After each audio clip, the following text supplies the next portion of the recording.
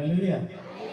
सर्वप्रथम से प्रभु जीशु को नाम धन्यवाद दिए जे आपण मानकर मंडली मध्य आसवा से सुजोग देले तत्सहित प्रभु को नाम धन्यवाद दिए पार्क गैब्रिएल सर और आपण मान पाखक आउ थे आसवा प्रभु मत सुजोग सकाश प्रभु को नाम धन्यवाद देवा संगे संगे आपण मान समस्त हृदय सहित नमस्कार प्रेज द लॉर्ड हालेलुया। समस्त खुशी अछंती कि तमे गीत गाइबा praise the Lord hallelujah hallelujah. गीत गाइबी आस प्रभु आस एही सब स्थाने गीत गाइ प्रभु करबा आसीछु प्रभु तुमरी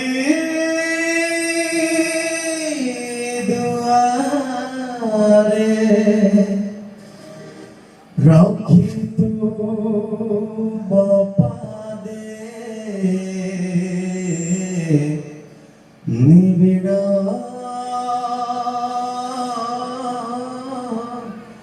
आशा रे बसिछु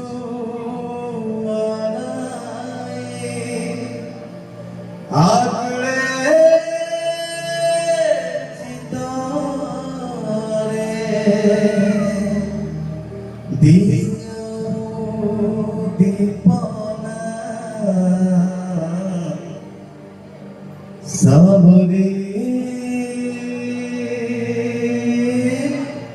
अंतरे आस प्रभु आस एही सभास्थाने एही सभास्थाने आस प्रभु आस एही सभास्थाने एही सभास्थाने आस प्रभु आस एही सभास्थाने एही सभास्थाने नरसुमसीसा भगवाने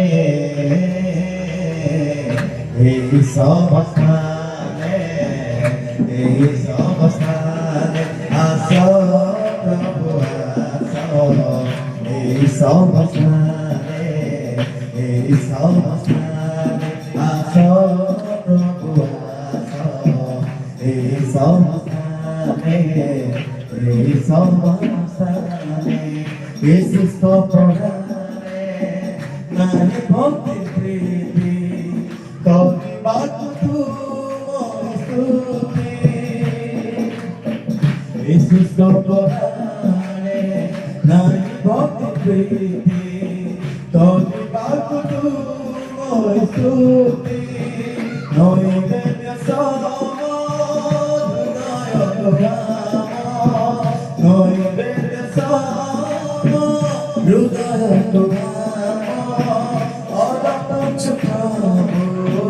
तब चरणे एही सभास्थाने एही सभास्थाने आस प्रभु आस एही सभास्थाने एही सभास्थाने आस प्रभु आस एही सभास्थाने एही सभास्थाने बाकी चूरी दिया आमोए हृदय तुम मधुमय प्रेमे बाकी चूरी दिया आमोए हृदय तुम मधुमय प्रेमे तुम भवगारा तुम्हारी रूपरे तुम भवगारा तुम्हारी रूपरे तुम पास जीवो प्रभु में सभास्थाने आस प्रभु आस सभास्थाने ସମସ୍ତାନେ ଆସ ପ୍ରଭୁ ଆସ ଏହି ସମସ୍ତାନେ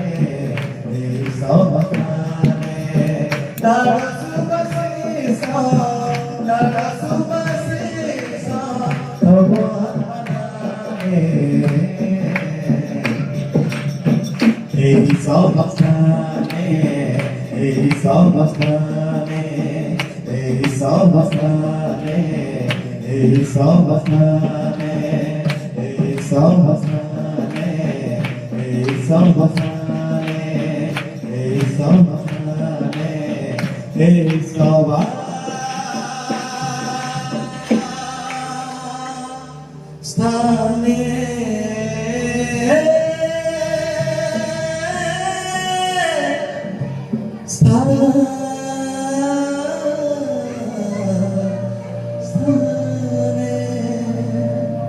Praise the Lord. Hallelujah. তিনিটা পুଅ ଝିଅ ଥିଲେ, ଦିଟା ଝିଅ ଅଛନ୍ତି, ମୃତ୍ୟୁ ହେଇଛି ତାର ଆଗରୁ, କିନ୍ତୁ ଏବେ ପ୍ରଭୁ କଣ କଲେ, ଗୋଟେ ବାଳକ ଦେଲେ। ବାକି ଲେଖାଯାଏ ଏଇ ବାଳକ ନିମନ୍ତେ ମୁଁ ପ୍ରାର୍ଥନା କରିଥିଲି ଆଉ ସଦା ପ୍ରଭୁ ମତେ ଦେଇ ଅଛନ୍ତି। ଦେଖ ସେ ପଦ ପଢ କଣ ଲେଖାଯାଉଛି, କ୍ଲିୟରଲି ପଢ। 27 ଆଉ ପରେ 28 ପଢିବ। ଦେଖ ଏହି ହଁ ହଁ ହଁ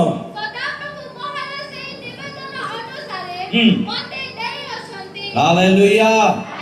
ଅର୍ଥାৎ ମୁଁ ଯେମିତି ପ୍ରାର୍ଥନା କଲି ପ୍ରଭୁ ମତେ ସେମିତି ଦେଲେ, କିନ୍ତୁ ପୁଣି ସମୟ ଉପସ୍ଥିତ ହୁଅନ୍ତେ ପ୍ରଭୁ ମତେ ଦେଲେ, ତା ପୂର୍ବରୁ ଦେଇନାହାନ୍ତି। ଆଉ ସେତେବେଳେ ମଧ୍ୟ ଆମେ ଯାହା କିଛି କରୁ, ଯେ ପର୍ଯ୍ୟନ୍ତ ସମୟ ଆସେ ନାହିଁ, ଏଇ ସ୍ତ୍ରୀ ବା ହାନା ସେ ତିକ୍ତ ମନା ହୋଇ କ୍ରନ୍ଦନ କରି ପ୍ରାର୍ଥନା କଲା, ହେଲେ ସୁଦ୍ଧା ତା ପ୍ରାର୍ଥନା ଶୁଣାଗଲା। ପ୍ରାର୍ଥନାର ଉତ୍ତର ମିଳି ନାହିଁ ଯେ ପର୍ଯ୍ୟନ୍ତ ସମୟ ଆସି ନାହିଁ। ପ୍ରେଜ୍ ଦ ଲର୍ଡ। ଆଉ ପ୍ରଭୁ ଯେତେବେଳେ ଆମକୁ ଦିଅନ୍ତି, ଗୀତ 27 ପଦରେ ଗୋଟେ ବିଷୟ ଲେଖାଯାଏ, ପ୍ରଭୁ ଯେତେବେଳେ ଦିଅନ୍ତି ହଁ ଅଧିକାର, ପ୍ରଭୁ ଆମକୁ ଗୋଟେ ଅଧିକାର ଦିଅନ୍ତି। ସେଥିପାଇଁ ଆମେ ପୁଅ ଝିଅ ମାନଙ୍କୁ କଣ କରିବା ଦରକାର, ଗୋଟେ ଅଧିକାର ସହିତ ସେମାନଙ୍କୁ ଶାସନ କରିବା ଦରକାର। ପ୍ରଭୁ ଆମକୁ ଗୋଟେ ଅଧିକାର ଦିଅନ୍ତି ଯେ ସେମାନଙ୍କୁ ଉତ୍ତମ ଶିକ୍ଷା ଦେବା ନିମନ୍ତେ, ଭଲ ବିଷୟ କହିବା ନିମନ୍ତେ, ଫ୍ରିରେ ଛାଡ଼ି ଦେବା ନିମନ୍ତେ ନୁହେଁ। ପ୍ରଭୁ ଗୋଟେ ଅଧିକାର ଦିଅନ୍ତି, ଗୋଟେ ପୁଅ ଝିଅ ଦେଲେ, ଗୋଟେ ଅଧିକାର ଦେଲେ। ଆଉ ଯେତେବେଳେ ଗୋଟେ ଲୋକଙ୍କୁ ଅଧିକାର ଦିଆଯାଏ ଆଉ ସେ ବ୍ୟକ୍ତି ଯଦି ସେ ଅଧିକାରକୁ ମାନେ ନାହିଁ, ପ୍ରଭୁ ସେ ଅଧିକାରକୁ ନେଇଯାଆନ୍ତି, ତାର ପାୱାରକୁ ନେଇଯାଆନ୍ତି। ସେଥିପାଇଁ ପୁଅ ଝିଅ ଆମକୁ ଗୋଟେ ଅଧିକାର ଦିଆଯାଇଅଛି ଯେ ସେମାନଙ୍କୁ ଆମେ ଉତ୍ତମ ଶିକ୍ଷା ଦେବା, ଭଲ ରାସ୍ତାରେ ନେବା। ଯଦି ଭଲ ରାସ୍ତାରେ ନେବା ନାହିଁ, ଆମର ଅଧିକାର ଛଡାଇ ନିଆଯିବ। ସେମାନେ ଗୋଟେ ଅଧିକାରକୁ ଆସିବେ ଏବଂ କଣ କରିବେ, ଆମର କଥାକୁ ମାନିବେ ନାହିଁ। ଦେଖ ଲେଖାଯାଏ, ଦେଖ ସନ୍ତାନଗଣ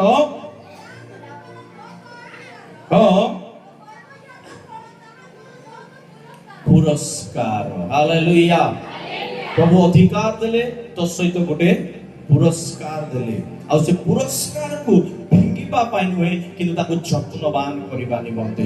ଯଦି ଆମେ ଦ୍ୱିତୀୟ ବିବରଣରେ ପଢୁ, ସେ ଜାଗାରେ ଲେଖାଯାଏ, ତମେ ବସିବା ବେଳେ, ଉଠିବା ବେଳେ, ଶୟନ କରିବା ବେଳେ, ପ୍ରତ୍ୟେକ ସମୟରେ ତାଙ୍କୁ ତୁମେ ଏହି କଥା ଶିଖାଇବ, ଅର୍ଥାତ୍ ଈଶ୍ୱରଙ୍କର ବାକ୍ୟକୁ ତୁମେ ଶିଖାଇବ। ଯଦି ଆମେ ଆୟୋବ ପୁସ୍ତକ 1 ପର୍ବ 5 ପଦରେ ପଢୁ, ଲେଖାଯାଏ ସେ କୁହନ୍ତି ଆୟୋବ କୁହନ୍ତି, ଅର୍ଥାତ୍ ଭୋଜି ସରିଗଲା ପରେ ଆୟୋବ କଣ କଲେ, ସବୁ ପୁଅ ଝିଅଙ୍କ ନିମନ୍ତେ ଗୋଟେ ଗୋଟେ ହୋମ ବଳି କଲେ।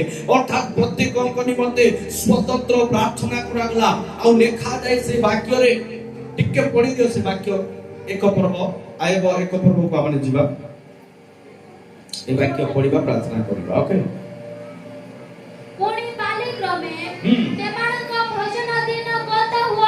ଭୋଜନ ଦିନ ସରିଲା ପରେ ବା ନାମକରଣ ଦିନ ସରିବା ପରେ,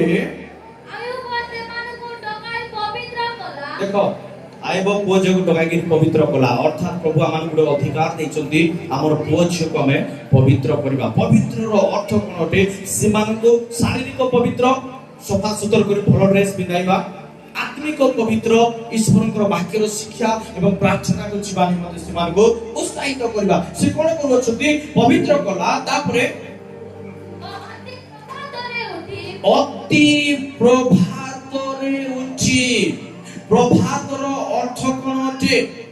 ପ୍ରଭାତର ଅର୍ଥ ସକାଳ ସକାଳ, କିନ୍ତୁ ଆଉ ଗୋଟେ ଅର୍ଥରେ ଯେତେବେଳେ ବୁଝୁ, ଅତି ପ୍ରଭାତର ଅର୍ଥ ହେଉଛି ସେଇ ଦିନର ପ୍ରଥମ ସମୟ। ହାଲେଲୁୟା। ଅର୍ଥାତ୍ ଆମ ଜୀବନର ପ୍ରଥମ ବିଷୟ, ପ୍ରଭୁ ଦେଇଥିବା ଅଧିକାରକୁ, ପ୍ରଭୁ ଦେଇଥିବା ଆମମାନଙ୍କ ଜୀବନରେ ପୁରସ୍କାରକୁ ଆମେ ପ୍ରଭୁଙ୍କ ନିକଟରେ ଆଣିବା, ତାକୁ ସ୍ମରଣରେ ରଖିବା। ସେ ଅତି ପ୍ରଭାତରେ ଉଠି ସମସ୍ତଙ୍କର ସଂଖ୍ୟା ଅନୁସାରେ ହୋମ ବଳି ଉତ୍ସର୍ଗ କଲା। ପୁଣି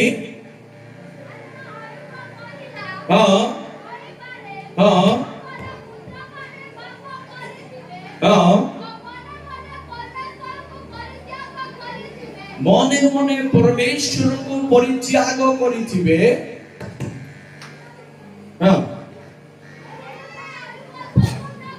ଏହି ରୂପେ ଆୟବ ସର୍ବଦା କଲା। ଗୋଟେ ଦିନ ନାହିଁ, ଆମେ ଗୋଟେ ଦିନ ପ୍ରାର୍ଥନା କରିଦେଉ, ଗୋଟେ ଦିନ ପ୍ରାର୍ଥନା କରିଦେଲେ ସରିଲା ନାହିଁ। ଆମେ ପ୍ରତ୍ୟେକ ଦିନ ପୁଅ ଝିଅକୁ ଆମେ ପ୍ରଭୁଙ୍କ ନିକଟକୁ ଆଣିବା। ଏହାର ଅର୍ଥ କଣ ଅଟେ? ପ୍ରତି ପ୍ରାର୍ଥନା ସମୟରେ ଆମର ଦାୟିତ୍ୱ, ଆମର ପୁଅ ଝିଅକୁ ଆମେ ପ୍ରାର୍ଥନାକୁ ନେବା। ଆମର କର୍ତ୍ତବ୍ୟ, ଆମର ଅଧିକାର ଯେ ଆମେ କଣ କରୁ? ଏଇ ପୁଅ ଝିଅ ମାନଙ୍କୁ ପ୍ରଭୁଙ୍କ ନିକଟକୁ ଆମେ ଆଣୁ ଏବଂ ପ୍ରଭୁଙ୍କ ଠାରେ ସମର୍ପଣ କରୁ। ପ୍ରେଜ୍ ଦ ଲର୍ଡ। ଦେଇଛନ୍ତି ବାକ୍ୟରେ ଲେଖାଯାଏ, ହିତୋପଦେଶ ଯେତେବେଳେ ଆମେ ପଢୁ, ବାଳକକୁ କଣ କର? ତୁମେ ବାଡ଼ିରେ ମାରିବ, ଆଉ ନର୍କର ବଳରୁ ତାକୁ ତୁମେ ଉଦ୍ଧାର କରିବ। ଅର୍ଥାତ୍ ପୁଅ ଝିଅକୁ ଆମେ ଶାସନ କରିବା ଦରକାର। ଆମର ପୁଅ ଝିଅ ଦୁଷ୍ଟ ହେଉଛନ୍ତି କି ନାହିଁ? ଆମର ପୁଅ ଝିଅ ପ୍ରଭୁଙ୍କ ଠାରେ ସମର୍ପିତ ହେଉଛନ୍ତି କି ନାହିଁ? ଆମେ ସେମାନେ କଣ ବୋଲି ବାଇବେଲରେ ଲେଖାଯାଉଛି? କଣ ବୋଲି ଲେଖାଯାଏ? ତାକୁ ବାଡ଼ିରେ ମାରେ। 33 ବର୍ଷକୁ ବାଡ଼ିରେ ନାହିଁ, ମାନେ ଠେଙ୍ଗାରେ ମାରବା ଅଛି। ଏ ବାବୁ ୟାର ତମେ ସବୁ ଦୁଷ୍ଟ ହେଉଛ। ଦେଖ ବାଇବେଲରେ କାଲି ବାଡ଼ିରେ ମାର ବୋଲି କରେ। ଏଥର ଯେ ଦୁଷ୍ଟ ହେଲା 50 ଥର ଉଠା ବସ। କେତେ ଥର? 50 ଥର ଉଠା ବସ। ତମେ ସବୁ ଦୁଷ୍ଟ ହେଉଛ। ବାଇବେଲରେ କାଲି ବାଡ଼ିରେ ମାର ବୋଲି କରେ। କିଏ ବି କିଛି କହିପାରିବେନି, ବାପା ମା ବି କିଛି କହିବେ। ବାଇବେଲରେ କାଲି ବାଡ଼ିରେ ମାର ବୋଲି କରେ। ତ ସେଥିପାଇଁ ଆମେ ଯେତିକି ଦୁଷ୍ଟ ହେଉଛୁ ଏଠି ରହିକରି, ଆମେ ଗୋଟେ ଜିନିଷ ଶିଖିବା ଦରକାର। ଯାହାକୁ ପ୍ରାର୍ଥନା ବସବାର ଇଚ୍ଛା ନାହିଁ ସେମାନେ ଆସ ନାହିଁ, କିନ୍ତୁ ଏଠି ଆସିକି ଡିଷ୍ଟର୍ବାନ୍ସ କର। সেটা হচ্ছে বিষয়। এটি আসলে বারবার কথাবার্তা হওয়া, সেটা বেশি ডিস্টার্বেন্স হয়ে যায়। যাকে প্রার্থনা করবার ইচ্ছা নেই সেখানে ঘরে রই পারবে, কিছু অসুবিধা নেই। বাবা মা আমি শিক্ষা দেওয়া দরকার যে পুଅ ମାନେ ଚର୍ଚ୍ଚକୁ ଯାଇକି ସେମାନେ ଶାନ୍ତିରେ ବସିବା ଦରକାର। ବାଇବେଲ ଲେଖାଯାଏ ଏଇଟା ଆମର ଅଧିକାର। ଦେଖ ଗୀତ ଶିକ୍ଷା 37 ଲେଖାଗଲା, ଗର୍ଭଜାତ ଫଳ ତାହାଙ୍କ ଦତ୍ତ ଅଧିକାର। ଅଧିକାର ପ୍ରଭୁ ଆମକୁ ଦେଇଛନ୍ତି ସେମାନଙ୍କୁ ଭଲରେ ଗଠନ କରିବା ପାଇଁ। ଯଦି ଭଲରେ ଗଠନ କରିବା ନାହିଁ, ଆମେ ଯଦି ଗଠନ କରିବା ନାହିଁ, ପ୍ରଭୁ ଭାଙ୍ଗିବେ, ସେମାନଙ୍କୁ ଭାଙ୍ଗିବେ ନାହିଁ, ଆମକୁ ଭାଙ୍ଗିବେ। ସେଥିପାଇଁ ନିରାଶ ଆସେ। କାହିଁକି ପୁଅ ଝିଅ ମାନଙ୍କ ଦ୍ୱାରା ଆମର ଜୀବନରେ ନିରାଶ ଆସେ? କାରଣ ଆମେ ସେମାନଙ୍କୁ ଉତ୍ତମ ଭାବରେ ଗଠନ କରି ନଥାଉ। ସେଟା ଆମର ଭୁଲ। କିନ୍ତୁ ଏ ବାକ୍ୟ ଅନୁସାରେ ଏହି ବାଳକ ନିମନ୍ତେ ମୁଁ ପ୍ରାର୍ଥନା କରିଥିଲି, ଆଉ ସଦା ପ୍ରଭୁ ସେଇ ପ୍ରାର୍ଥନା ଅନୁସାରେ ମତେ ଏହା ଦେଇଛନ୍ତି। ପ୍ରଭୁ ଦେଲେ ସତ, କିନ୍ତୁ ସେ ବିଷୟକୁ ମୁଁ କେମିତି ଗଠନ କରୁଅଛି? ପ୍ରଭୁ ଦେଲେ ସତ, କିନ୍ତୁ ସେଇ ଅଧିକାରକୁ ମୁଁ କେମିତି ବ୍ୟବହାର କରୁଅଛି? ମୁଁ ଯଦି ଭଲରେ ବ୍ୟବହାର କରିବା, ଗୋଟେ ଗାଡି ପାଇଁ ପ୍ରାର୍ଥନା କରିବା, ଗୋଟେ ବାଇକ୍ ପାଇଁ ପ୍ରାର୍ଥନା କରିବା। ଗୋଟେ ବାଇକ୍ ମିଳିଲା, ଦୋକାନରୁ ଆମେ ଆଣିଲୁ, ସେ ବାଇକ୍ ବାଲା ମାନେ ନିୟମ କହିବେ, ଆଜି ଡେଟରେ BS6 ବାଇକ୍ 2 ଲିଟର ଅଧିକ ତେଲ ଥିବା ଦରକାର, ନହେଲେ ଅସୁବିଧା। ଆଗରେ ସମୟ ଥିଲା 10 ଟଙ୍କା 20 ଟଙ୍କା ତେଲ ପକେଇକି ଆମେ ଯାଉଥିଲୁ। ଏବେ 2 ଲିଟର କମ ହେଲେ ବି ଚାଲୁଛି ସତ, କିନ୍ତୁ ଗୋଟେ ଦିନ ଏମିତି ଇଞ୍ଜିନ ସିଜ୍ ହେବ 2 ଲିଟର 200 ଟଙ୍କା ନାହିଁ, 20,000 ଟଙ୍କା ସରିବ। ଆମକୁ ଅଧିକାର ଦିଆଯାଇଛି, ଗୋଟେ ନିୟମ ଦିଆଯାଇଛି। ପୁଅ ଝିଅକୁ ଆମେ କେମିତି ପାଳନ କରୁଅଛୁ, ଆମେ କେମିତି ଶିକ୍ଷା ଦେଉଅଛୁ? ଯଦି ଆମେ ସେ ଅଧିକାରକୁ ଗ୍ରହଣ କରୁନୁ, ଆମକୁ କେତେ ବଡ ଫାଇନ ଲାଗିବ ସେଟା ଆମେ ବୁଝିପାରିବା ନାହିଁ, କିନ୍ତୁ ସେଇ ସମୟରେ ଜାଣିପାରିବା। ପ୍ରିୟ ପ୍ରଭୁଙ୍କ ଲୋକମାନେ, ଆମେ ଜାଣିବାକୁ ଅଧିକାରକୁ ଆମେ କଣ କରିବା ଦରକାର? ଆୟତରେ ରଖିବା ଦରକାର। ଆମର ଆୟତରେ ଯଦି ଅଧିକାର ରଖୁଅଛୁ, ଆମର ଅଧିକାର ବା ଆମର ପାୱାର ରହିବ। ଯଦି ଅଧିକାରକୁ ଛାଡ଼ି ଦେଉ, ରାଜାମାନେ ଯଦି ତାଙ୍କର ଅଧିକାର ଏରିଆକୁ ଯଦି ଆୟତ ରଖିବେ ନାହିଁ, ଅନ୍ୟର ଅଧିକାର ଚାଲିଗଲେ ସେମାନେ ରାଜା ହେଇପାରିବେ ନାହିଁ। ଅନ୍ୟ ରାଜା ସେ ନେଇଯିବ। ଠିକ ସେଇ ପ୍ରକାର ପ୍ରଭୁ ଦେଇଥିବା ଅଧିକାରକୁ ଆମେ କଣ କରିବା ଦରକାର? ଆମେ ଯତ୍ନବାନ ହେବା ନିହାତି ଦରକାର। ପ୍ରେଜ୍ ଦ ଲର୍ଡ। ପ୍ରଭୁ ଆଶୀର୍ବାଦ କରନ୍ତୁ। এই ବାଳକ ନିମନ୍ତେ ପ୍ରାର୍ଥନା କରାଯାଇଥିଲା ଏବଂ ପ୍ରଭୁ এই ବାଳକକୁ ଆଶୀର୍ବାଦ କରନ୍ତୁ। Praise the Lord. Hallelujah. Praise the Lord.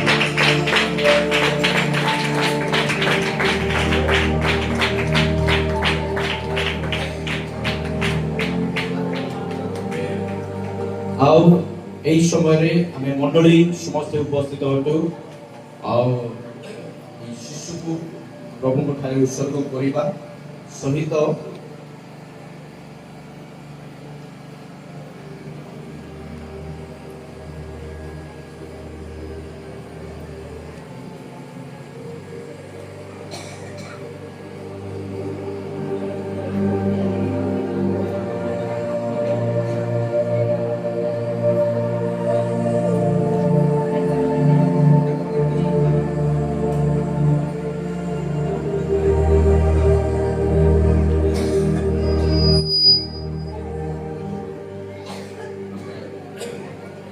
ଆଉ এই ସମୟରେ ଆମେ ତାର ନାମକରଣ କରିବା ନାହିଁ ଖାଲି ଉତ୍ସର୍ଗ କରିବା ଆଉ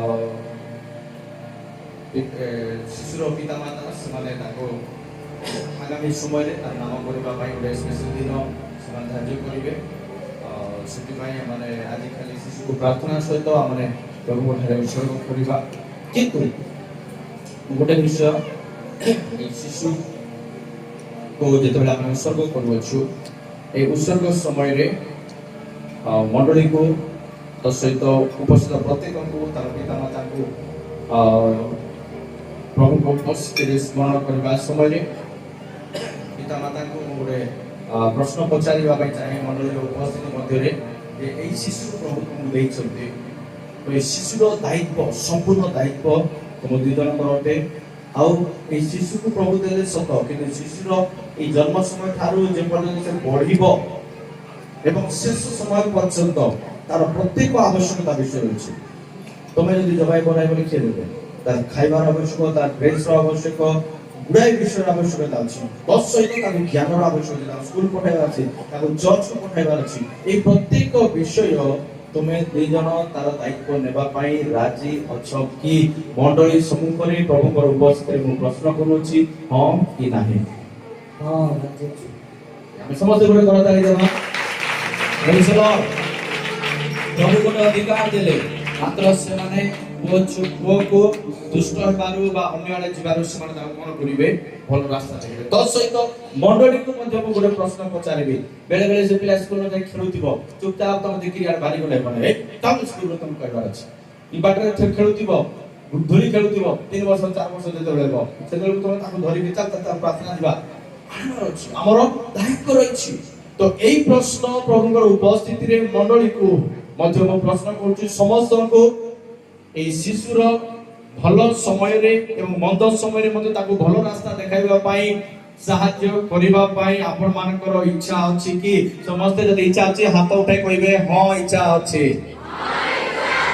হালেলুয়া প্রভুর গৌরব হেউ মণ্ডলী এবং পিতামাতা ସେମାନେ সেই শিশুକୁ ଗୋଟେ ଉତ୍ତମ ରାସ୍ତାରେ ନେବା ପାଇଁ ଇଚ୍ଛା କରନ୍ତି ଏଥିପାଇଁ ଆମେ ପ୍ରଭୁଙ୍କୁ ଧନ୍ୟବାଦ ଦେବା ଆଉ এই শিশু নিমন্তে আমরা প্রার্থনা করিবা সমস্ত চক্ষু বন্ধ করিবা প্রভুଙ୍କ ଠାରେ ସମର୍ପିତ ହେବା ଏବଂ ଆମେ ଚକ୍ଷୁ ବନ୍ଦ କରିବା ସମୟରେ ଆମମାନଙ୍କ ମଧ୍ୟରେ ପାଷ୍ଟର ହାରଣ ଦାସ ଅଛନ୍ତି ସେ ଗୋଟେ ଛୋଟ ପ୍ରାର୍ଥନା କରିବେ ତାପରେ ମୁଁ ଶିଶୁ ନିମନ୍ତେ ପ୍ରାର୍ଥନା କରିବି ଆସନ୍ତୁ ଆମେ ସମସ୍ତେ ଚକ୍ଷୁ ବନ୍ଦ କରିବା ଧନ୍ୟବାଦ ପ୍ରଭୁ ଧନ୍ୟବାଦ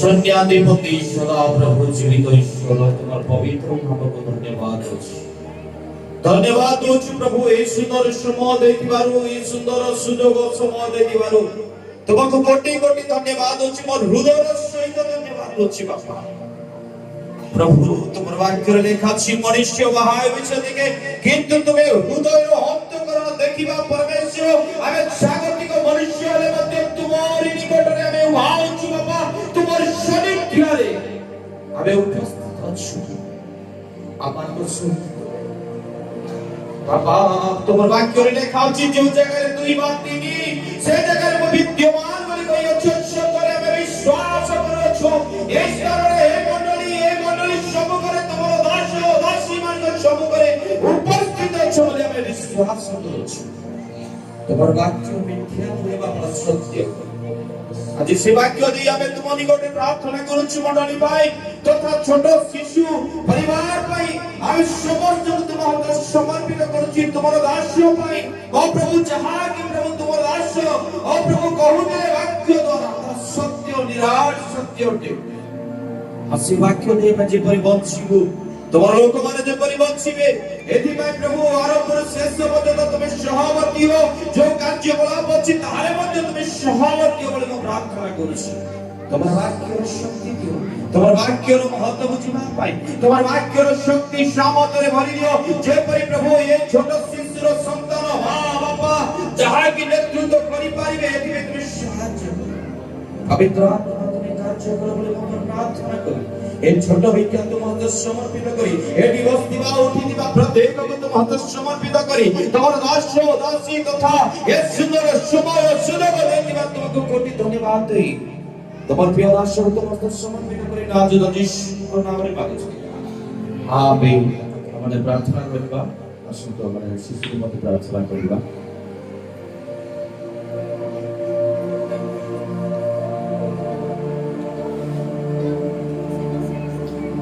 समस्त प्रार्थना है प्रभु को समर्पित करवा समस्त हाथ उठांतु এবং শিশুকে আশীর্বাদ করুন পবিত্র অতি পবিত্র মহান পরমেশ্বর প্রভু তোমার ধন্যবাদ দেউଛୁ সুন্দর সময় পাই ধন্যবাদ দেউଛୁ তোমার অভিষেক তোমার অনুগ্রহ পাই প্রভু তুমি দয়া কর বাধনা এবং তাଙ୍କର পরিবার মধ্যে এই শিশুকে তুমি ধরো এই শিশুকে পিতা পুত্র পবিত্র আত্মাଙ୍କ নামରେ ମୁଁ তোমার দাসଙ୍କ ଅଧିକାର ନେଇ यीशुଙ୍କ जीवित नाम में अभिषेक दया करो इस शिशु को तुम्हें आशीर्वाद करो बढ़िया समय उत्तम स्वास्थ्य उत्तम ज्ञान उत्तम बुद्धि सहित तुम्हें वर्धिष्णु करो तार परिवार को तुम्हें आशीर्वाद करो मंडली को तुम्हें आशीर्वाद करो प्रभु तुम्हें दया करियछ तुमको धन्यवाद देउछु तुम्हें अनुग्रह करियछ तुमको धन्यवाद देउछु ए समय ए स्थान को तुम हस्त रखी ए शिशु को तुम हस्त रखी ए परिवार को तुम हस्त रखी पवित्र प्रभु हमें समस्त तुम हस्त समर्पित होई प्रत्येक गौरव पूजा वंदना तुम्हें पाओ बोली प्रार्थना प्रिय प्रभु यीशु के नाम रे उत्सर्ग करो आमेन प्रभु से प्रार्थना करिबा या नाम को सर्वशक्तिकर मान्य हो तुम्हारे राज्य आसु जे परि स्वर्ग में से पृथ्वी में आज हमारे भजन हमें पिता प्रार्थना सेपरि हमारे प्रशंसा आत्मद्रक्षा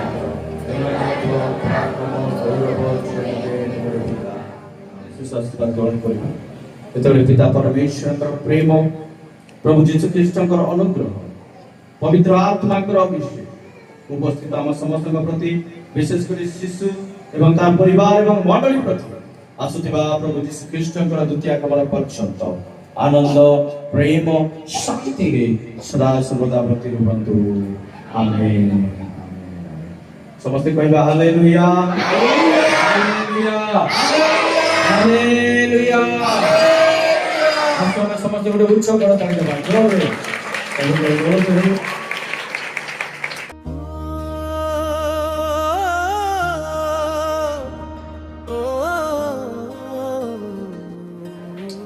धन्यवाद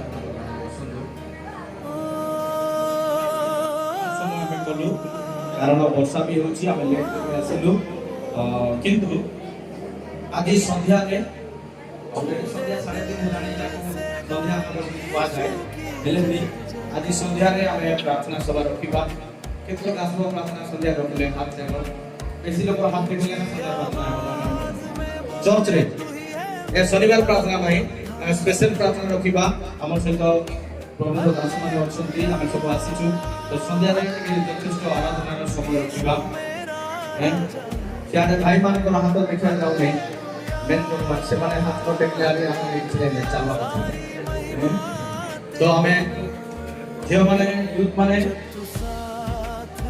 पांचटा अधे केते बेले काहे कि 3:30 जे हमें छुबु नहीं हमें जाई कि आज से असुविधा को हमें रही छुबु 5:30 समय रे समस्त आसीबे इस समय करिबुले प्रार्थना करे आपण जाई से कोन दुसरी भाई शीघ्र सारिबा पे चेष्टा करिबो 5:30 7টা ସୁଦ୍ଧା କମ୍ପ୍ଲିଟ କରିବା ପାଇଁ ଆମେ ଚେଷ୍ଟା କରିବୁ ଠିକ ଅଛି ଯଦି 5:30 ଆରମ୍ଭ ହେଉଛି 7ଟା ସରିବ এই 5:30 ରୁ ଯେତିକି ସମୟ ଲାଗିବ 7ରୁ ସେତିକି ଆମକୁ ଲାଗିବ ସତ କି ନାହିଁ ବୁଝିପାରିଲ ତ 5:30 ରୁ ଆଗକୁ ଗଲେ 7ରୁ ସେତିକି ଆମକୁ ଲାଗିବ ତ ସେଥିପାଇଁ 5:30 ରେ ଯଦି ଆମେ ଆରମ୍ଭ କରିବା ଠିକ ସମୟରେ ସରିବା ଆଉ 5:30 ରେ ଆସିବେ ସନ୍ଧ୍ୟା ପ୍ରାର୍ଥନା ହେବ ଆଉ ସ୍ପେଶାଲ ପ୍ରାର୍ଥନା ରହିବ ସ୍ୱତନ୍ତ୍ର ଆରାଧନା କରିବା ସମସ୍ତଙ୍କ ପାଇଁ ପ୍ରାର୍ଥନା ହେବ ସମସ୍ତଙ୍କ ପାଇଁ ଆମେ ପ୍ରାର୍ଥନା କରିବୁ ଯେତିକି ଲୋକ ପ୍ରାର୍ଥନା ଚାହାନ୍ତି ସମସ୍ତଙ୍କ ପାଇଁ ଆରାଧନା ପରେ ବାକ୍ୟ ପରେ ଆମେ ସ୍ୱତନ୍ତ୍ର ପ୍ରାର୍ଥନା କରିବା ସମସ୍ତଙ୍କ ପାଇଁ ଠିକ ଅଛି ହଉ କି ନାହିଁ ଯେଉଁମାନେ ଆସିନାହାନ୍ତି ସେମାନଙ୍କୁ ଜଣେଇବ ସମସ୍ତେ ଯିବାର ଅଛି ପ୍ରେଜ୍ ଦ ଲର୍ଡ ହାଲେଲୁୟା